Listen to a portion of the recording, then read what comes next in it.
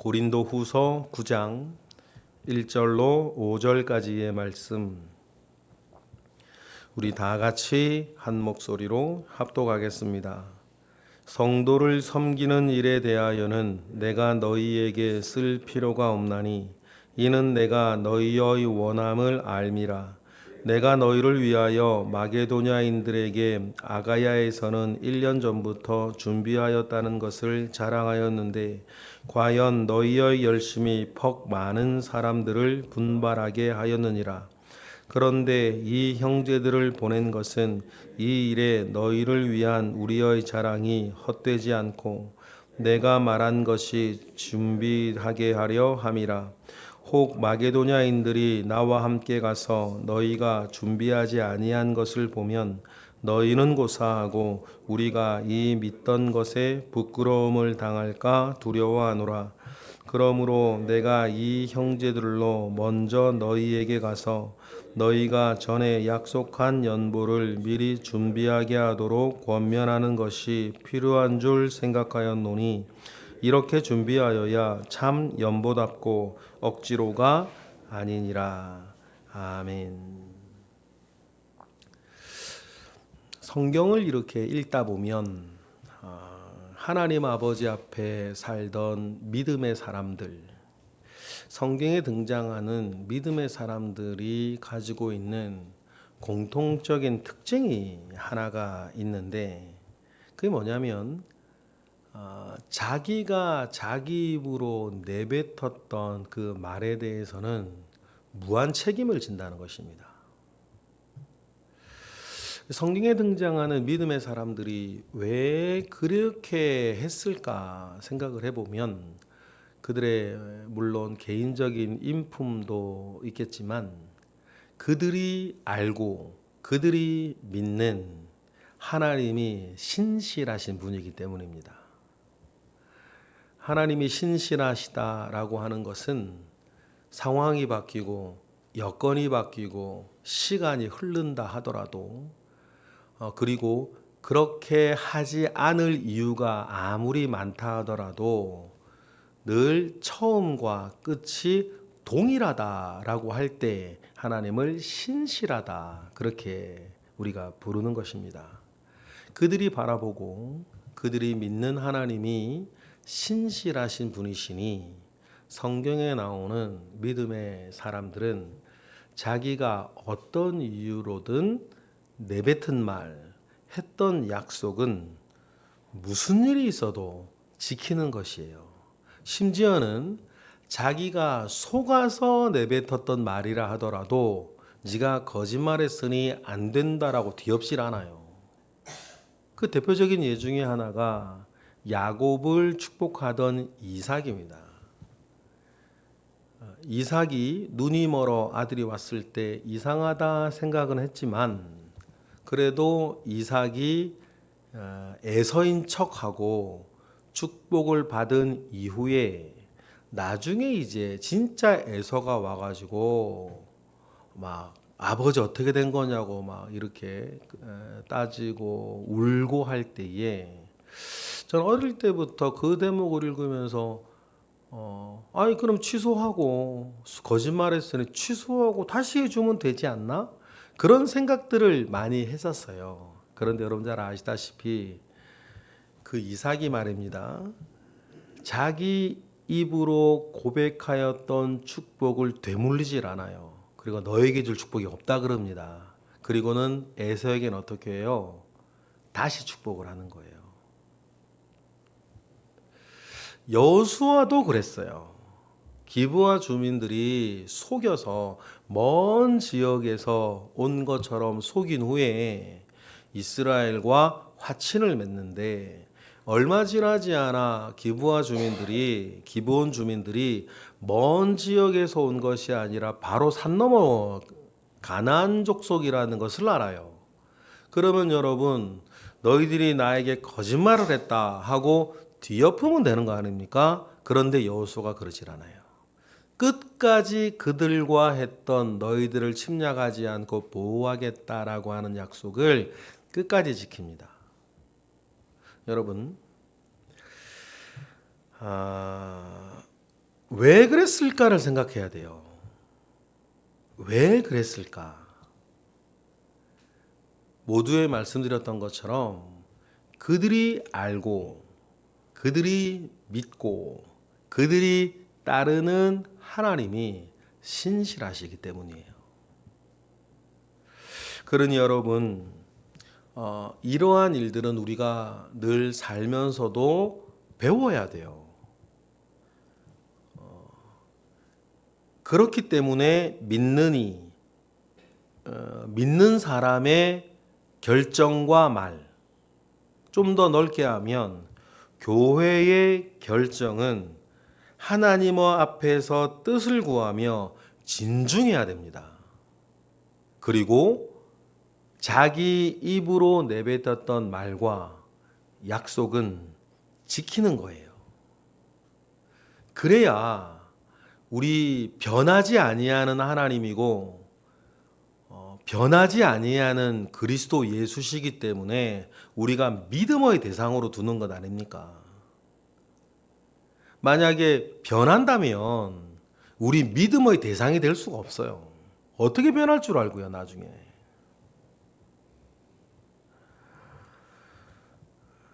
그러니 우리도 우리가 믿고 따르는 그 하나님 예수 그리스도와 같이 우리도 그렇게 신실하기 위해서 애를 쓰고 노력해야 되는 것입니다.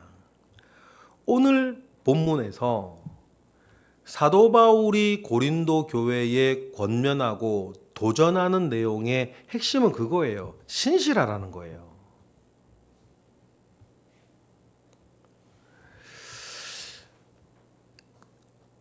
구체적으로 얘기를 하면 예루살렘 교회를 돕기로 너희들이 마음먹은 그 일에 대해서 1년의 시간이 지나는 동안 교회 안에 이런 일들이 많이 있었는데 그런 일들이 있었다 하더라도 맨 처음 결의하고 약속한 것은 지켜야 된다는 거예요. 여러 가지 면에서 그렇다. 그 설명을 지금 오늘 우리 읽은 본문인 겁니다. 먼저 그들의 첫 마음을 확인시켜줘요. 1절 읽어보겠습니다.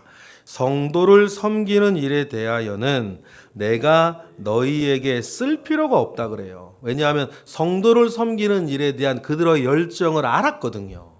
여기서 말하는 성도는 비단 고린도 교회 안에서의 성도들만 말하는 게 아니고 유니버설 처치, 모든 교회의 성도들을 전 지역, 전 세계에 있는 교회들의 성도들을 지키고자 하는 그들의 마음의 소원을 이미 바울은 알고 있기 때문이에요. 그래서 1년 전부터 가장 먼저 예루살렘 교회가 어려움에 처했다라고 하는 소식을 듣자 1년 전부터 가장 먼저 그들을 도와야겠다고 나섰던 사람들이 누구였냐면 고린도 교회의 사람들이었다는 것을 바울은 알아요. 그러니까 성도를 섬기는 일에 대해서 내가 너희들에게 따로 설교할 필요, 따로 권면할 필요, 따로 가르칠 필요가 없다라고 말하는 거죠. 우리 2절 읽어보겠습니다. 시작. 이는 내가 너희의 원함을 알미라. 내가 너희를 위하여 마게도냐인들에게 아가야에서는 1년 전부터 준비하였다는 것을 자랑하였는데 과연 너희의 열심이 퍽 많은 사람들을 분발하게 하였었어요. 1년 전만 하더라도. 그러니 바울이 여기저기 선교하면서 아가야 지방에 있는 그 교회들 대표 교회가 이제 고린도 교회가 제일 유명하죠. 겐그레아나 다른 지역에도 물론 있었지만 아덴 같은 지역은 너무 좀 멀리 또 떨어져 있기도 하고 거긴 교회가 세워지지 못했었으니까. 그러니까 대표적인 교회가 고린도 교회인데 고린도 교회가 그렇게 먼저 성도를 섬기는 일에 나서 주었다는 것을 가지고 바울은 참 여러 교회에게 고린도 교회도 나섰으니까 너희들도 우리도 함께 하자라고 권면할 수 있게 만들었던 그런 교회였다라고 하는 것을 여러분 이야기를 먼저 합니다. 이 이야기들을 통해서 바울이 고린도 교회에 요구하는 것은 선한 일은 꾸준하게 추구하고자 하는 양선의 마음과, 그리고 모두에 말씀드렸던 두 번째, 신실하지 않은 거예요. 하나님이 신실하시니 우리도 신실하자고, 이에 대한 설득하고 이에 대해 다시 유도하는 그런 내용 아니겠습니까? 그래서 다시 시작할 수 있도록 1년 전에 이 이야기를 그들이 먼저 출발을 했는데, 우리가 고린도전서의 여러 가지 이야기를 읽었던 것처럼 교회 내부적으로 막 혼란이 있고 갈등이 있다 보니 진행시키지 못하고 완료하지 못했으니 이제 다시 시작할 수 있도록 유도해요. 그래서 이 형제들을 보내는 거죠. 디도회 한 2명 정도 되는 것 같습니다. 3절 읽어볼까요? 시작. 그런데 이 형제들을 보낸 것은 이 일에 너희를 위한 우리의 자랑이 헛되지 않고 내가 말한 것 같이 준비하게 하려 함이라. 그래서 디도회 한 2명 정도를 이제 고린도 교회에 보내는 겁니다. 그래서 너희들이 1년 전에 약속하였던 그것을 신실하게 지키고 이루어 내게끔 디도를 대표로 해서 한 사역팀을 보내는 거예요. 그러니 빨리 준비해서 마무리를 하라고 권면하는 것입니다. 그리고 소소한 명분 하나가 더 추가되는데 4절이에요. 4절 읽어보겠습니다. 혹 마게도냐인들이 나와 함께 가서 너희가 준비하지 아니한 것을 보면 너희는 고사하고 우리가 이 믿던 것에 부끄러움을 당할까 염려가 된다, 두려움이 된다, 그 말이에요. 그러니 여러분, 바울의 성정을 아시겠죠? 야곱하고 같은 거예요. 이삭하고 같은 거죠. 야곱 바울의 성정을 보면 여수아하고 같은 거예요. 자기가 그러하듯이 함께 하겠다고 한 양선의 일에 마음을 먹었다, 그 일을 반드시 이루어내라는 것이죠. 그래서 바울이 마게도냐 사람들과 함께 고린도에 갔을 때에는 이미 준비된 그 연보로 인하여서 부끄러움을 당하지 않게 하자, 서로 간에. 그리고 바울이 가서 이야기하면 결국 또 하겠죠. 그런데 그렇게 갑자기 일어난 것은 원하지 않아요. 연보의 가장 중요한 세 원칙 가운데 하나가 미리 준비한 것이니까요. 5절 읽어보겠습니다. 시작. 그러므로 내가 이 형제들로 먼저 너희에게 가서 너희가 전에 약속한 연보를 미리 준비하게 하도록 권면하는 것이 필요한 줄 생각하였노니 이렇게 준비하여야 참 연보답고 억지가 아니니라. 그렇게 말하는 것입니다. 이와 같이 준비된 연보가 연보답다라고 하는 것을 여러분, 우리는 기억을 하고 하나님께 드려지는 그 모든 것들은 미리 준비된 것이어야 한다. 준비하는 과정에서 믿음을 고백하고 준비하는 과정에서조차 사랑을 키워나가고, 그래서 드려질 때에는 드려지는 연보가 하나님 아버지 앞에 믿음과 사랑의 고백이 될 수 있도록 그렇게 되어지는 것이 진짜다. 그 이야기를 이렇게 하시는 거예요. 그러니 여러분, 성경에 나오는 그 우리 믿음의 그 선배들이 본인이 내뱉었던 말에 대해서 얼마나 신실했던지에 대하여서 우리는 정말 배울 필요가 있습니다. 사람과 사람 사이에 하는 것을 약속이라 그러고, 사람이 하나님께 하는 것을 서원이라 그러죠. 그러면 여러분, 약속과 서원은 지키는 거예요. 약속과 서원은 지켜져야 되는 것입니다. 결혼서약으로부터 이렇게 하겠다, 저렇게, 그 사람 사이의 모든 약속들은 지켜져야 되는 것이고, 또 우리가 하나님 아버지 앞에 했던 서원들은 지켜져야 되는 거예요. 서원은 서원대로 해놓고서 그 서원을 지키지 아니하여서 하나님 아버지 앞에 섰을 때 부채감이 있으면 안 되는 겁니다. 부채감이 있으면 안 되는 거예요. 그것이 제가 성경에 나오는 몇몇 사람들만 제가 예를 들었지만 하나님을 쫓고 사는 사람들의 공통점이었어요. 왜 그러냐? 모두에 말씀드렸던 것처럼 하나님이 신실하시니까. 사람이 사람 사이에 있는 걸 약속이라고 그랬고, 사람이 하나님께 하는 걸 소원이라고 그랬고, 하나님께서 인간에게 한 게 있어요. 그건 언약이라 그럽니다. 그런데 여러분, 우리가 성경 모든 걸 봤지만 하나님께서 언약하신 것을 하나님께 되물린 적이 없으세요. 수백 년이 걸리고 수천 년이 걸린다 하더라도 하나님께서 사람들에게 언약하신 것은 지금 다 이루어졌습니다. 하나만 남았어요. 뭡니까? 주님 다시 오시는 것. 우리 주님 다시 오시는 것을 제외하고는 지금 다 이루어졌죠. 그러면 우리 주님 다시 오시는 것도 반드시 이루어지는 일입니다.